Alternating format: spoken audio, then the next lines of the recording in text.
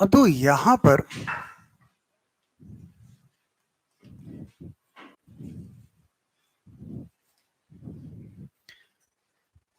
इस सिचुएशन में हमने इसको जो है ना, इस स्फीयर को रेस्ट से रिलीज किया। और इस केस की अगर मैं बात करूं तो हमें बताना है T as a function of theta बताना है, और दूसरा टोटल एक्सेलरेशन। अब देखो, अगर इस केस की बात करूं किसी एक जनरल, मैं इस थीटा पे गया,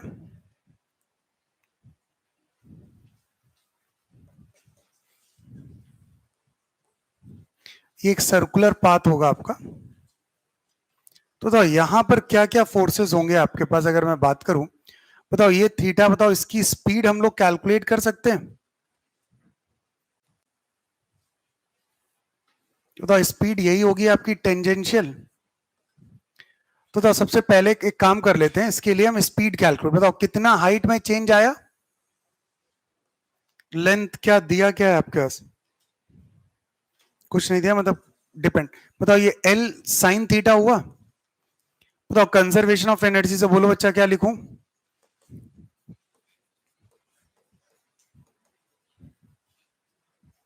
बताओ इसी को हम रेफरेंस ले लेते हैं। तो इनिशियल काइनेटिक एनर्जी बताओ कितनी हो गई, 0। Initial potential energy 0। Final kinetic energy half m v square. और हम रेफरेंस लाइन के नीचे जा रहे हैं तो माइनस का m g l sine theta. बताओ एक इक्वेशन आ गई, half m v square is equal to m g l sine theta. पक्का? ओके। अब बताओ यहां पे टी की बात करें तो टी ऐसे एक्ट कर रहा होगा। अब हाँ बेटा, उसने दिया है क्या थीटा वर्टिकल से? अच्छा वर्टिकल, ठीक। तो वर्टिकल से अगर हम लेंगे, उसने क्वेश्चन में बोला है वर्टिकल, तो इस केस में अगर ये मैं थीटा की बात कर रहा हूं तो इसको हटा देते हैं भाई। फिर बताओ तो क्या चेंज आएगा यहां पे, एल साइन थीटा की जगह क्या आ जाएगा, एल कॉस थीटा। तो यहां पर m g l sine theta की जगह क्या आ जाएगा, एल कॉस थीटा।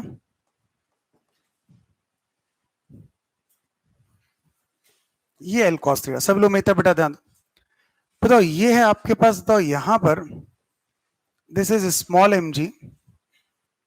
तो ये वाला कंपोनेंट क्या हो जाएगा थीटा का, एम जी कॉस थीटा। तो अगर मुझे टी कैलकुलेट करना है तो बताओ यही T minus m g cos theta क्या प्रोवाइड कर रहा होगा, सेंट्रीपेटल फोर्स। तो क्या लिखेंगे यहां पे, T minus m g cos theta, ये एम के मास को एसी प्रोवाइड कर रहा होगा। तो टी,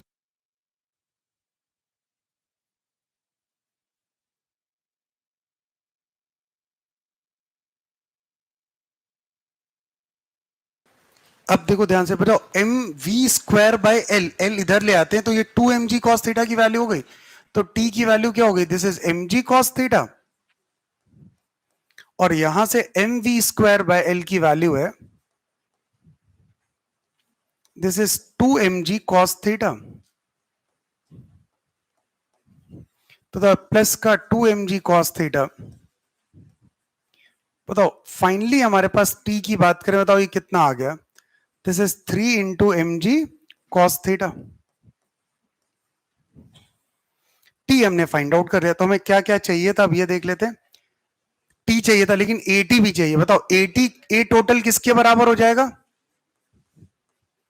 दिस इज अंडर, बेटा बात करना बंद करो, A C square plus A T square. बताओ यहां पे ए टी कौन प्रोवाइड कर रहा होगा, टी का दूसरा वाला कंपोनेंट क्या हो जाएगा, टी का दूसरा component m g sine theta.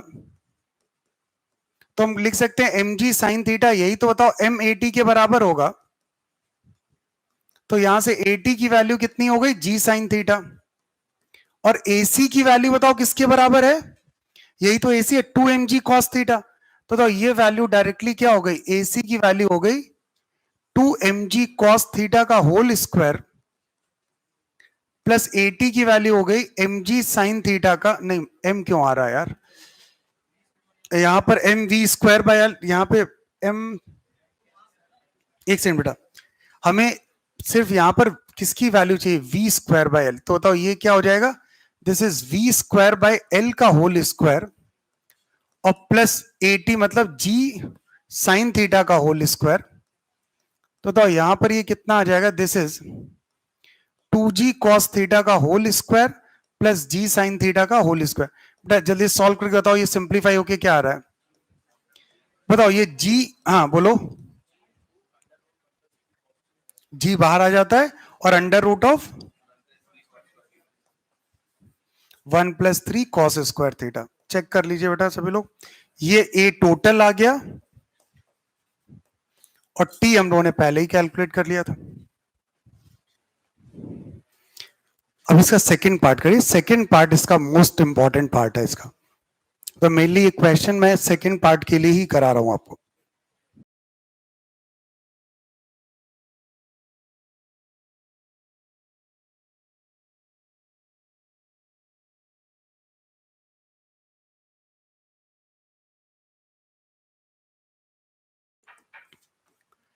देखो इस केस की अगर मैं बात करूं, यहां पर ये मैंने इसे रिलीज किया और ये इस तरीके से एक सर्कुलर मोशन परफॉर्म करे फाइनली, और यहां पे आके ऑब्वियस रहते हैं, यहां पे speed will be maximum, but ये स्पीड आपके पास हॉरिजॉन्टल डायरेक्शन में होगी, वो उसके वर्टिकल कंपोनेंट की बात कर रहा है। अब देखो अगर इसके वर्टिकल कंपोनेंट की मैं बात करूं, मतलब वी वाई, अब बताओ वी, अभी कितनी बार मैं बात कर चुका हूं, जब वी वाई मैक्स होता है, वेलोसिटी मैक्स होती है एट इक्विलिब्रियम पोजीशन ओनली, तो दैट मींस अगर ये वी वाई मैक्स की बात कर रहा है, दैट मींस इस मोमेंट पे जो वाई डायरेक्शन में एक्सेलरेशन होना चाहिए वो क्या होना चाहिए, that should be minimum which is equal to 0। अब यहां पे दो एक्सेलरेशन है, जैसे स्टार्टिंग की बात करें, जब मैंने इसे रेस्ट से रिलीज किया तो यहां पर अब ये जो ए लिखा है ये कौन सा ए है, ए टोटल, ए टोटल का जो वाई कंपोनेंट होगा ये आपके पास मिनिमम होगा विच इज इक्वल टू 0। अब आप ध्यान देना बेटा, कंसेप्ट को समझना, जब यहां पर मैंने v0 तो यहां पर AC 0 होगा,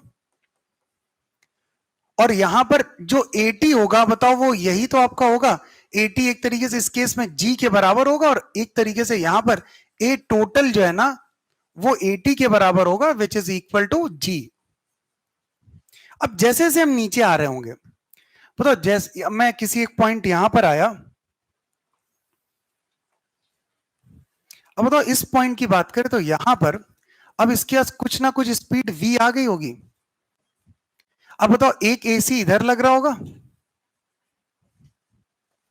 और एक बताओ 80 इधर लग रहा होगा, अब 80 थोड़ा कम हो रहा होगा वैल्यू, तो बताओ इस केस की बात करें तो 80 की वैल्यू बताओ यहां पर क्या होगी, ये कम होगी आपके पास, और इन दोनों का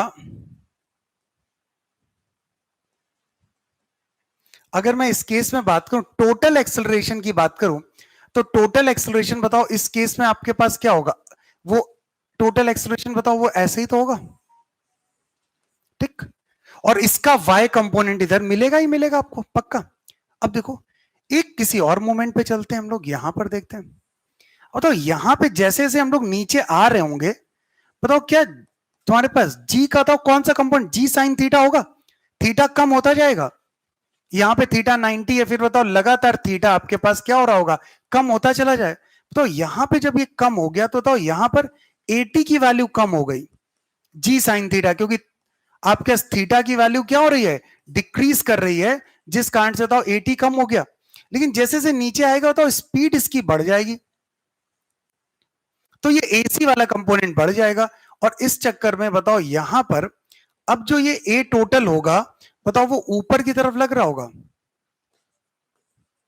अबव द हॉरिजॉन्टल लाइन, यहां पर देखो ये बिलो द हॉरिजॉन्टल लाइन है आपके, इसका मतलब एक ना एक ऐसी पोजीशन जरूर आई होगी जहां पर ये ए टोटल एग्जैक्टली हॉरिजॉन्टल होगा,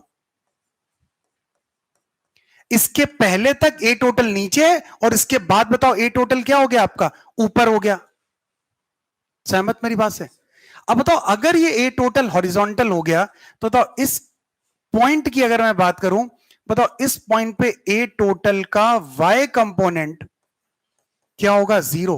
और देखो यहां पर, देखो यहां पे बताओ ए टोटल का वाई कंपोनेंट नीचे की तरफ होगा और विच इज नॉन जीरो। इसके नीचे अगर बात करेंगे तो यहां पर ए टोटल का वाई कंपोनेंट ऊपर की तरफ होगा विच इज नॉन जीरो।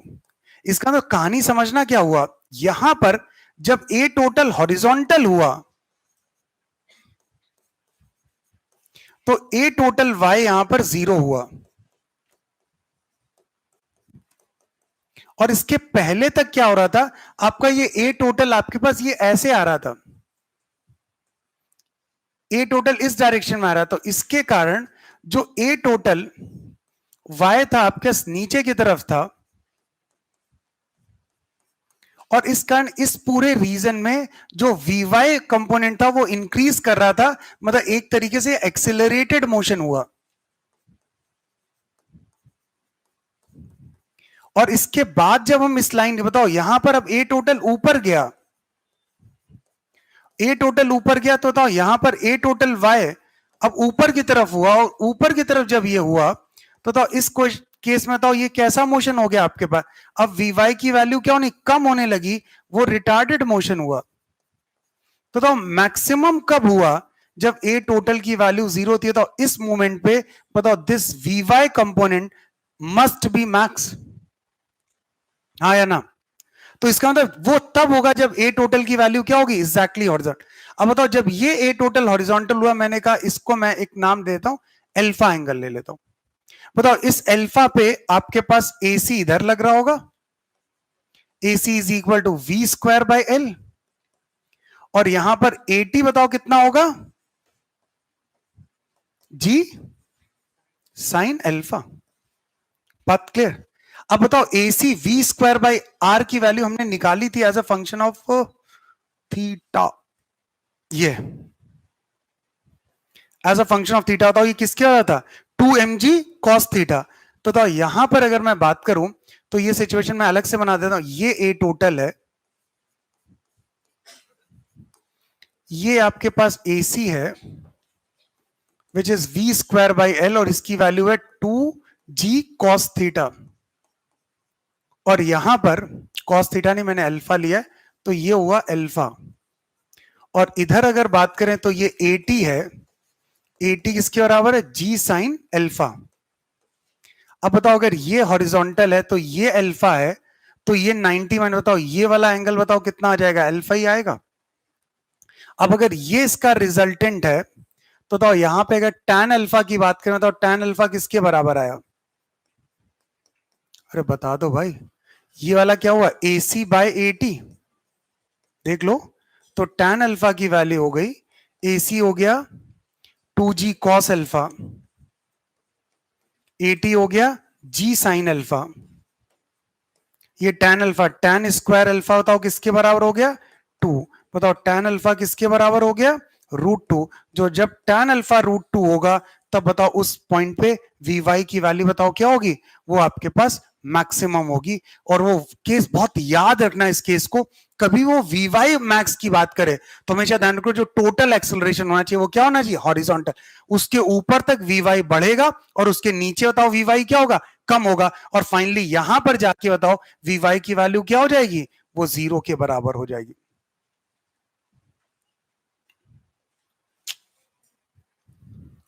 ये Vy आपके पास 0, ये आपका सिचुएशन है। तो मेन पॉइंट ये है, इस पे बहुत फोकस करो, ये 90 डिग्री वाला बैरियर यही डिसाइड करता है कि यहां तक आपके पास Vy की वैल्यू बढ़ रही होगी और यहां पर ये Vy आपके पास क्या हुआ होगा, मैक्स हुआ होगा। उसके ऊपर तक Vy बढ़ता रहेगा, उसके बाद Vy कम होता रहेगा। पहले तो मेरी पूरी कहानी सभी को समझ में, एनालिसिस समझ में, वो पूछना क्या चाह रहा है हमसे। अब बताओ T का फॉर्मूला हम लोग निकाला था, क्या आया था, 3mg cos थीटा आया था ना। बताओ यहां पर थीटा तुम्हारे पास बताओ tan अल्फा की वैल्यू √2 है,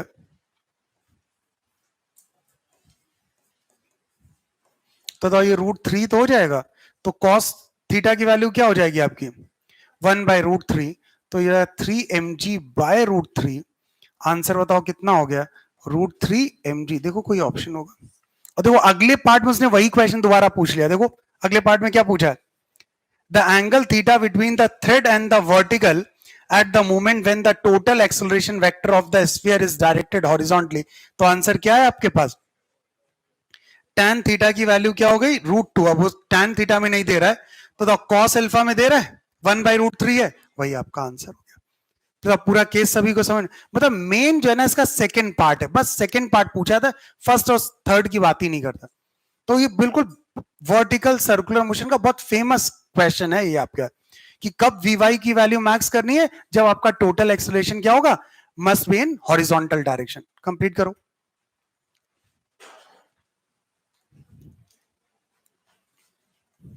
ये इसकी एनालिसिस मैंने यहां पे पूरी बनाई हुई।